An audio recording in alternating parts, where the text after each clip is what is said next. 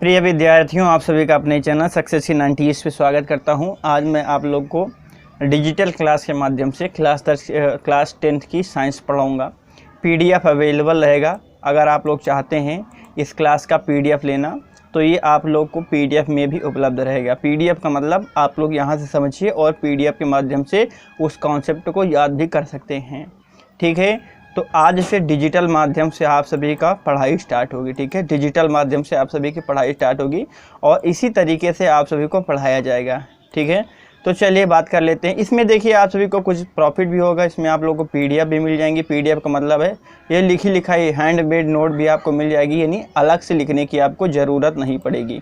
ठीक है, तो जल्दी से सेशन को सभी लोग ज्वाइन कर लें, तब हम लोग पढ़ना स्टार्ट करते हैं और इसमें हर चीज़ को हम लोग डिस्कस करेंगे। बहुत ही आसान रहेगा आप सभी के लिए पढ़ना, क्योंकि इस मीडियम से आप लोग को पढ़ाई मान के चलिए बहुत ही अच्छी रहेगी। आपकी पढ़ाई बहुत अच्छी बन जाएगी। आपको लिखना नहीं पड़ेगा, आपको कुछ नहीं करना पड़ेगा, आपको यहाँ से समझना पड़ेगा और यही चीज़ आपको सीधे पीडीएफ में उपलब्ध करा दिया जाएगा। ठीक है, तो चलिए हम लोग बात कर लेते हैं अम्ल व क्षार, या फिर उसको भस्म बोला जाता है। ठीक है, acids and base according to Arrhenius, यानी आर्हेनियस थ्योरी के अनुसार एसिड क्या होता है।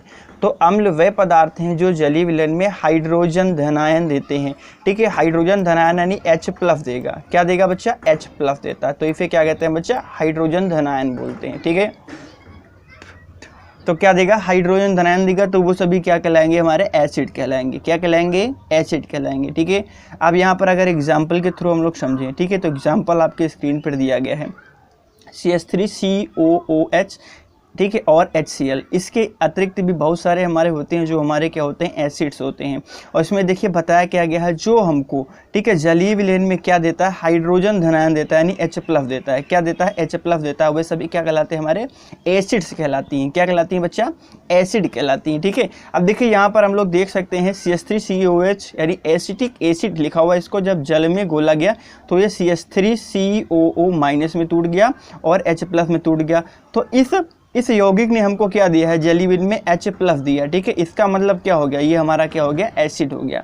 क्या हो गया बच्चा? एसिड हो गया। इस तरीके से अगर हम लोग HCl को अगर हम लोग जल में घोल देंगे तो किस में टूट जाएगा? H+ में टूटेगा। और किस में टूटेगा? Cl- में टूटेगा। तो H+ का मतलब क्या होता है? H+ का मतलब होता है हमको क्या मिल गया? एसिड मिल गया है। H+ का मतलब क्या हो गया बच्चा? एसिड मिल गया है। ठीक है, तो अब एसिड के बारे में सभी को समझ में आ गया है। एसिड किसे कहते हैं, यानी अम्ल किसे कहते हैं? बस आर्हेनियस सिद्धांत के अकॉर्डिंग रहेगा ये, अकॉर्डिंग टू आर्हेनियस थ्योरी। ठीक है, आर्हेनियस ने कहा है कि अम्ल वे पदार्थ हैं जो जलीय विलयन में क्या देते हैं? हाइड्रोजन धनायन देते हैं। क्या देते हैं बच्चा?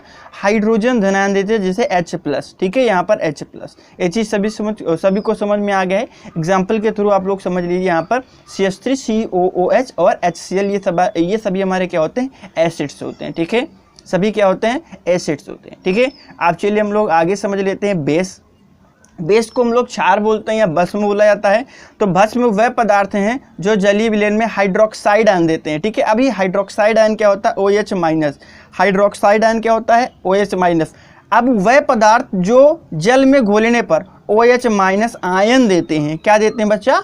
OH- आयन देते हैं। वे क्या कहलाएंगे? बेस कहलाएंगे। क्या कहलाएंगे बच्चा?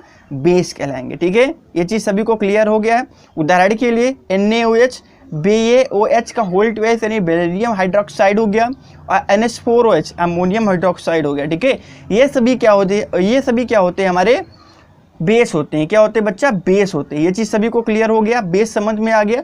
अब देखिए यहाँ पर एक मैकेनिज्म भी मैंने रख रखा है। यहाँ पर अगर NaOH को जल में घोला जाएगा तो Na+ में टूटेगा और OH- में टूटेगा। ठीक है, तो अगर OH- जहाँ पर हमको मिले तो वो हमारा क्या होता है? बेस होता है। क्या होता है बच्चा? बेस होता है। ये चीज़ सभी को क्लियर हो गया। अब जैसे KOH ले लिया गया। ठीक है, KOH ले लिया गया यानी पोटेशियम हाइड्रोक्साइड ले लिया गया। ठीक है, पोटेशियम हाइड्रोक्साइड ले लिया गया। इसको जैसे ही हमने जल में घोला, तो K+ और OH- में टूट गया। तो जैसे ही हमको क्या प्राप्त हो? OH- आयन प्राप्त हो, तो सीधे हम लोग समझ लेंगे क्या है वो? एसिड नहीं है, बेस है। ठीक है, क्या है? एसिड नहीं है, बेस है। एसिड को कैसे पहचानेंगे? H+ हो, और बेस को कैसे पहचानेंगे? OH- हो। ठीक है, इसको एसिड बोलते हैं, इसको क्षार बोलते हैं या भस्म बोला जाता है। ये चीज़ समझ में आ गई है। अब देखिए इनकी जो थ्योरी थी, आर्हेनियस की जो थ्योरी थी वो कहाँ पर, केवल विलेय पदार्थों पर अप्लीकेबल थी, केवल जो जल में घुल जाते थे उन्हीं के ऊपर अप्लीकेबल थी। लेकिन अभी एक नई थ्योरी आगे आ गई है, उनका नाम है ब्रोंस्टेड और लॉरी का सिद्धांत। ठीक है, ये मोस्ट इंपॉर्टेंट है, ब्रोंस्टेड और लॉरी का सिद्धांत, ये इंपॉर्टेंट है, इसके बारे में पूरा पढ़ लेते हैं फिर आप लोग समझेंगे। ठीक है, यहाँ पर लिखा हुआ है कि आर्हेनियस के द्वारा प्रस्तुत परिभाषा केवल विलेय पदार्थों के लिए थी। किस चीज़ के लिए थी? केवल विलेय पदार्थों के लिए थी। ठीक है, यानी ऐसे पदार्थ जो जल में घोल दिया जाए तब वहीं पर हम लोग पहचान पाते थे क्या एसिड है क्या बेस है। लेकिन जो यहाँ इन्होंने ब्रोंस्टेड और लॉरी ने दिया है, ये सिद्धांत कुछ हटके दिया गया है। ठीक है, इसके बारे में देख लेते हैं। लेकिन इनका प्रयोग जल में अविलेय पदार्थों के लिए नहीं किया जा सकता था। ठीक है, अब कुछ ऐसे पदार्थ हैं जो जल में अविलेय हैं, यानी पानी में नहीं घुलते हैं। ठीक है, तो देखिए आर्हेनियस ने बताया था विलेय पदार्थों के लिए, लेकिन अविलेय पदार्थों के लिए नहीं बताया गया था। अब ये जरूरी नहीं है कि जो पानी में घुले वही एसिड और बेस हो, कुछ ऐसे पदार्थ होते हैं जो पानी में घुले बिना ही एसिड होते हैं या बेस होते हैं। तो उनके लिए लॉरी और ब्रोंस्टेड ने सन 1923 में एक परिभाषा दिया। उन्होंने क्या कहा कि इन परिभाषाओं को अधिक व्यापक बनाने के लिए प्रोटॉन विनिमय यानी प्रोटॉन एक्सचेंज के आधार पर अम्ल और क्षार की प्रकार को बताया है। ठीक है, अम्ल और क्षार के प्रकार को परिभाषित किया है। ठीक है, अब देखिए अगर कोई पूछता है कि लॉरी और ब्रोंस्टेड का सिद्धांत किस पर आधारित था, तो ये प्रोटॉन विनिमय पर आधारित था। किस पर आधारित था? प्रोटॉन विनिमय। प्रोटॉन विनिमय का मतलब होता है प्रोटॉन एक्सचेंज करना। प्रोटॉन माने H+ को एक्सचेंज करना, देना और लेना, इसी को कहते हैं विनिमय। आप लोगों ने देखा होगा व्यापार क्या होता है? एक प्रकार का विनिमय होता है, वस्तुओं का विनिमय। अरे वस्तु देते हैं, वस्तु लेते हैं, या मुद्रा देते हैं, मुद्रा लेते हैं, तो एक प्रकार का क्या हो जाता है? हमारा विनिमय हो जाता है। तो सेम टू सेम लॉरी और ब्रोंस्टेड ने कहा है कि जो भी मतलब एसिड और बेस हम लोग पहचानेंगे वो प्रोटॉन विनिमय के आधार पर पहचानेंगे। तो अब इनके अकॉर्डिंग देख लेते हैं कि अम्ल और क्षार किस तरीके से होते हैं, ये चीज़ हम लोग देख लेते हैं इनके अकॉर्डिंग। यानी कि लॉरी और ब्रोंस्टेड के अकॉर्डिंग हमारा हो जाएगा अम्ल वह पदार्थ हैं जो किसी दूसरे पदार्थ को प्रोटॉन देते हैं। ठीक है, इसको कहेंगे हम लोग प्रोटॉन डोनर। ठीक है, क्या बोलेंगे? प्रोटॉन डोनर बोलेंगे। डोनर माने होता है दाता। अब जो डोनर होगा, जो प्रोटॉन को देगा, वो क्या कहलाएगा? अम्ल कहलाएगा। क्या कहलाएगा? अम्ल कहलाएगा। ठीक है, और भस्म क्या होते हैं? जो किसी दूसरे से प्रोटॉन लेते हैं। ठीक है, जो क्या काम करे? किसी दूसरे से प्रोटॉन ले लें। ठीक है, लेने का काम करते हैं, तो वे क्या कहलाते हैं? हमारे भस्म कहलाती है। क्या कहलाती है बच्चा? भस्म कहलाती है। ठीक है, अब देखिए यहाँ पर मैंने उदाहरण भी रख लिया है आप लोग के लिए। HCl को जल में जब घोलते हैं तो H2O को H+ प्रदान करता है। जैसे हमने HCl लिया, इसको जल में घोला, तुरंत ही जल ने क्या काम किया? हाइड्रोनियम आयन बना लिया, यानी H3O+ बना लिया और HCl बाहर निकल गया। तो इसने HCl ने क्या काम किया है? H2O को प्रोटॉन देने का काम किया। चूंकि यहाँ पर H2O था, ठीक है, बाद में एक प्रोटॉन बढ़ गया तो प्लस चार्ज आ गया। इसका मतलब क्या किया है? इस HCl ने जल को प्रोटॉन देने का काम किया है। ठीक है, प्रोटॉन देने का काम किया, इसीलिए यहाँ पर क्या हो गया? H3O हो गया, यानी हाइड्रोनियम आयन हो गया। ठीक है, तो बस यही समझना है कि वह पदार्थ जो किसी दूसरे पदार्थ को एक प्रोटॉन या फिर जितने भी प्रोटॉन की मर्जी हो दान कर दे या फिर दे दे, तो क्या कहलाता है? हमारा अम्ल कहलाता है। या फिर प्रोटॉन डोनर या फिर प्रोटॉन दाता क्या कहलाता है? अम्ल कहलाता है। क्या कहलाता है बच्चा? अम्ल कहलाता है। ठीक है, ये चीज़ समझ में आ गया। आगे बात कर लेते हैं। NH3 को जल में जब घोला जाता है तो H2O से H+ ले लेता है, यानी एक प्रोटॉन ले लेगा। अब देखिए प्रोटॉन का मतलब होता है H+। ठीक है, प्रोटॉन का मतलब क्या होता है? H+ से संबंधित है। यहाँ पर ये समझिए, प्रोटॉन का मतलब H+। ठीक है, अब जैसे NH3 को जैसे पानी में घोला, इसने क्या बना लिया? NH4 अमोनियम आयन का निर्माण कर लिया। तभी तो भाई यहाँ पर देखो H+ आ गया, यहाँ पर एक हाइड्रोजन ज़्यादा हो गया तो इससे एक हाइड्रोजन निकल गया, तो यहाँ पर क्या हो गया? OH- हो गया। ठीक है, अब इतना याद रखा आप लोगों को कि वह पदार्थ जो प्रोटॉन लेते हैं क्षार कहलाते हैं, और वह पदार्थ जो प्रोटॉन देते हैं वो क्या कहलाते हैं? एसिड कहलाते हैं, अम्ल कहलाते हैं। ठीक है, ये चीज़ समझ में आ गया। और देखिए मैंने इस पर नोट भी बना के रखा है, छोटी सी नोट है, समझ लेते हैं। प्रोटॉन दाता को अम्ल कहा जाता है और प्रोटॉन ग्राही को क्या कहा जाता है? भस्म या क्षार बोला जाता है। ठीक है, भस्म या क्षार बोला जाता है। अब कुछ इंपॉर्टेंट फैक्टर भी मैंने डाल रखा है यहाँ पर, वो इंपॉर्टेंट फैक्टर देख लेते हैं। ठीक है, इस परिभाषा के अकॉर्डिंग ठीक है। अकॉर्डिंग टू दिस डेफिनेशन, इस परिभाषा के आधार पर न केवल जल में विलेय पदार्थ बल्कि जल में अविलेय पदार्थ को भी अम्ल या भस्म कहा जा सकता है, ठीक है। किसके अकॉर्डिंग? लॉरी और ब्रोंस्टेड के अकॉर्डिंग, ठीक है। उन्होंने आर्हेनियस ने केवल विलेय पदार्थों के बारे में बात किया था, लेकिन इन्होंने किसके बारे में बात किया है? अविलेय पदार्थों के बारे में भी बात किया है। अब देख लेते हैं फिनाल क्या है। फिनाल एक एसिड होता है, अम्ल होता है, ठीक है। फिनाल का फार्मूला C6H5OH होता है, ठीक है। जब फिनाल को जल में घोला गया तो इसने अपना एक प्रोटॉन यहाँ पर दान कर दिया। जैसे यहाँ पर दान किया तो देखो यहाँ से H गायब हो गया, लेकिन यहाँ पर देखिए OH था, ठीक है। यहाँ समझिए, यहाँ पर क्या था? OH माइनस था, यहाँ पर जल का निर्माण कर लिया। क्या बन गया? जल का फॉर्मेट हो गया। इसका मतलब क्या है? यहाँ पर एक प्रोटॉन ज़्यादा हो गया, तो मैंने अभी क्या बताया है कि प्रोटॉन डोनर, प्रोटॉन देने वाला अम्लीय होता है, ठीक है। तो इसने क्या किया? अपना H+ दे दिया। किसको दे दिया? जल को। इसका मतलब ये हमारा फिनॉल क्या है? एसिड है। फिनॉल क्या बच्चा? एसिड तो होगा, बताएं, एसिड होगा ना। चलिए आगे पिरिमिडीन देख लेते हैं। पिरिडीन का फार्मूला होता है C5H5N, ये पिरिडीन का होता है। ये कैसा होता है? हमारा भास्मिक होता है या फिर क्षारीय होता है। इसके बारे में बात कर लेते हैं कि ये किस तरीके से होता है, ठीक है। अब देखिए यहाँ पर ये है, जल में घोला गया तो इसने क्या काम किया है? देखिए ये अपना एक प्रोटॉन इसने ले लिया है, ठीक है। प्रोटॉन इसने ले लिया है, ठीक है। तो अगर प्रोटॉन लेगा तो क्या बन गया? क्षारीय बन गया। प्रोटॉन लेगा तो क्या बन गया? क्षारीय बन गया। तो यहाँ पर C5H5NH+ बना लिया, ठीक है। इसने क्या काम किया? एक प्रोटॉन को ले लिया, अर्थात ये क्या हो गया? हमारा क्षारीय हो गया। क्या हो गया? भास्मिक हो गया। ये चीज़ सभी को समझ में आ गई? क्षारीय हो गया अर्थात भास्मिक हो गया। अब ये बताइए, वीडियो आप लोगों को अच्छी लग रही है? देखिए मैं डिजिटल वीडियो इसलिए लेकर के आया हूँ आप लोगों के लिए कि इस माध्यम से अगर आप लोग पढ़ेंगे तो आपकी नोट भी क्लियर हो जाएगी, और ये जो वीडियो है इसकी PDF भी आप लोग को मिल जाएगी, ठीक है। ये जो वीडियो है इसकी PDF भी मिल जाएगी। अब PDF बहुत बच्चे नहीं जानते होंगे। देखिए PDF का मतलब होता है लिखी लिखाई नोट, यानी ये जो नोट लिखी है ये मैं आपको सेंड कर दूंगा। अब आप कैसे सेंड करूंगा? एक तो मेरा टेलीग्राम चैनल है, ठीक है। टेलीग्राम चैनल पे, अब जो बच्चे टेलीग्राम भाई जानते नहीं हैं तो उनको मैं व्हाट्सएप के थ्रू सेंड करूंगा, ठीक है। व्हाट्सएप के थ्रू सेंड कर दूंगा।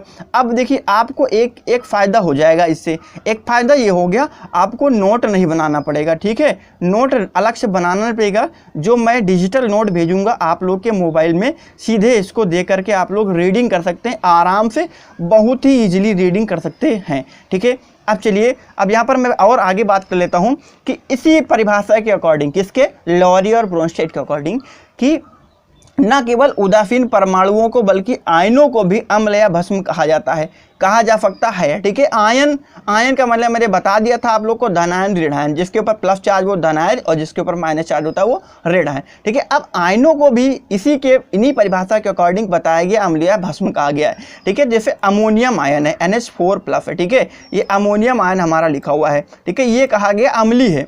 अब देखिए ये अम्लीय कैसे है इसके बारे में बात कर लेते हैं। अम्लीय कैसे है, ठीक है। चलिए यहाँ पर बात कर लेते हैं। जैसे लिखा हुआ है NH4 एक्वस, जल में घोला गया। ये क्या काम करेगा? अपना एक आयन, एक H+ यानी एक प्रोटॉन दान कर देगा और क्या बना लेगा? हाइड्रोनियम आयन बना लेगा। अर्थात मैंने अभी बताया प्रोटॉन डोनर क्या कहलाता है? अम्ल कहलाता है। अर्थात ये अमोनियम आयन हमारा क्या हो गया? अम्लीय हो गया। अमोनियम आयन क्या हो गया? अम्लीय हो गया। अब देखिए आगे कार्बोनेट आयन है CO3 ये कैसा बताया गया है? हमारा ये भस्म है, ये भस्म है। ये देखिए CO3 है, जल में घोला गया। इसने क्या काम किया है? इसके यहाँ पर समझेंगे, यहाँ पर देखिए H2O है, यहाँ पर H2 है, यहाँ पर OH है ना। तो इसका मतलब यहाँ से यहाँ आने में क्या हुआ है? H2O से OH बनने में क्या हुआ आप लोग बताइए। एक हाइड्रोजन आयन निकल गया, तो हाइड्रोजन किसके पास गया? इसके पास गया। तो इसका मतलब क्या है? ये प्रोटॉन एक्सेप्टर है। CO3 क्या है? एक प्रोटॉन एक्सेप्टर है। प्रोटॉन एक्सेप्टर का मतलब प्रोटॉन ग्राही, ठीक है। तो अर्थात ये क्या हो गया? हमारा भस्म हो गया। अर्थात ये क्या हो गया हमारा बच्चा? भस्म हो गया। बताएं सभी को समझ में आया? आज की क्लास समझ में आ रही है? समझ में आ रही है ना? चलिए इसमें आगे नोट भी देख लेते हैं। कुछ नोट्स मैंने आप सभी के लिए बना रखा है। इसमें लिखा हुआ है कि भस्म को क्षारक भी कहते हैं। जो भस्म होते हैं उनको क्या बोलता है? क्षारक भी बोला जाता है। कभी कभी क्षार भी बोल दिया जाता है, लेकिन भस्म को क्षार तब कहेंगे जब शुद्ध अवस्था में OH हो, ठीक है। जब OH माइनस शुद्ध अवस्था में हो तभी उसको हम लोग क्षार बोलेंगे, जैसे NaOH, KOH, BaOH, CaOH, NH4OH, ये सभी क्या है, भस्म है और क्षार भी है। लेकिन NH3 क्षार नहीं है, ये क्या है, भस्म है, क्योंकि इसमें शुद्ध रूप में, देखिए NH3 में शुद्ध रूप में OH नहीं है, ये अभी आगे जल से रिएक्ट करके NH4 प्लस तो बना लेगा, NH4 प्लस तो बनाएगा, लेकिन ये भस्म तो होगा, लेकिन क्षार नहीं होगा। क्षार क्या होगा, जिसमें OH माइनस प्रत्यक्ष रूप में होगा, देखिए यहाँ पर प्रत्यक्ष रूप में है तो ये क्या है, हमारा क्षार है। लेकिन NH3 क्या है, हमारा क्षार नहीं है, ये क्या है, भस्म है। ठीक है, भस्म और क्षार समझ में आ गया। ठीक है, फिर समझ लीजिए, क्षार क्या होता है, जिसमें OH माइनस आयन उपलब्ध हो, और भस्म क्या होता है, जिसमें OH माइनस आयन न हो, या फिर इस तरीके से मान के चलिए वो प्रोटॉन एक्सेप्ट करने का काम करता है। क्या, प्रोटॉन को एक्सेप्ट करता है, प्रोटॉन लेने का काम करता है, वो क्या कहलाता है, भस्म कहलाता है। ठीक है, अब बताइए आप सभी को आज का वीडियो कैसा लगा। अगर वीडियो अच्छी लगी है तो वीडियो को लाइक करिए। ये मेरी पहल है कि आप लोग डिजिटल माध्यम से पढ़िए, ठीक है, और डिजिटल माध्यम से आप सभी को नोट भी, इसकी PDF भी प्रोवाइड हो जाएगी। अब आपको PDF कैसे लेना है, जो भी हमारे नए स्टूडेंट हैं वो यहाँ पर कांटेक्ट करेंगे, जो भी हमारे ग्रुप से जुड़े हुए हैं तो मैं ग्रुप के ऊपर, ठीक है, जैसे वीडियो ख़त्म होगा या फिर आ चुकी होगी आपके पास में, ठीक है, जैसे ही वीडियो ख़त्म होगा या वीडियो के बीच में मैं इसकी PDF आप लोग को सेंड कर दूंगा। अब देखिए यहाँ से समझिए, आप लोग वीडियो के माध्यम से समझेंगे, ठीक है, वीडियो के माध्यम से समझने के बाद में आप लोग अगर नहीं समझ पाते हैं तो PDF से बनी बनाई नोट भी प्राप्त कर सकते हैं। देखिए इसका आपको डबल फ़ायदा होगा, मैं आपको नोट के माध्यम से समझा भी दूंगा, ठीक है, और एक नोट भी आपकी बन जाएगी, इससे लिखना नहीं पड़ेगा और आराम से आप अपनी पढ़ाई भी कर सकते हैं बिना टेंशन के। जब मन हो आप अपनी ये नोट, ये PDF खोलिए और ये फटाफट पढ़ लीजिए। ठीक है, तो आज की हमारी पहल कैसे लगी, अगर पहल अच्छी लगी है तो कमेंट में बताइएगा सर कैसा लगा है वीडियो। ठीक है, कैसा लगा है, अच्छी लगी तो वैसे तो कुछ ही लोग लाइक करते हैं और कमेंट करते हैं, लेकिन सब लोग को लाइक हमको लगता है करना मालूम नहीं। ठीक है, तो कोई बात नहीं है, लाइक करना सीख लीजिए। अब मैं लेता हूँ आपसे अलविदा, फिर मिलूँगा अगले दिन अगले नोट्स के साथ में। तब तक के लिए गुड बाय, और अच्छे से पढ़ाई करते रहिए। मैं जो आप लोग को नोट बना के दे रहा हूँ ये सबसे परफेक्ट नोट है और इससे 100% आपका फंसेगा। जो मैं पढ़ा रहा हूँ केमिस्ट्री से, ये 100% आपका यहीं से फंसने वाला है। ठीक है, तो कायदे से आप लोग पढ़ते जाइए, हर चीज़ को मैं पूरे तरीके से अच्छे से क्लियर करता हुआ चलूँगा। जो चीज़ नहीं समझ में आएगा आप लोग कमेंट में कमेंट कर सकते हैं। ठीक है, तो लेता हूँ आपसे अलविदा, मिलूँगा अगले वीडियो में। तब तक के लिए good bye and good night for all student who watching. Good bye.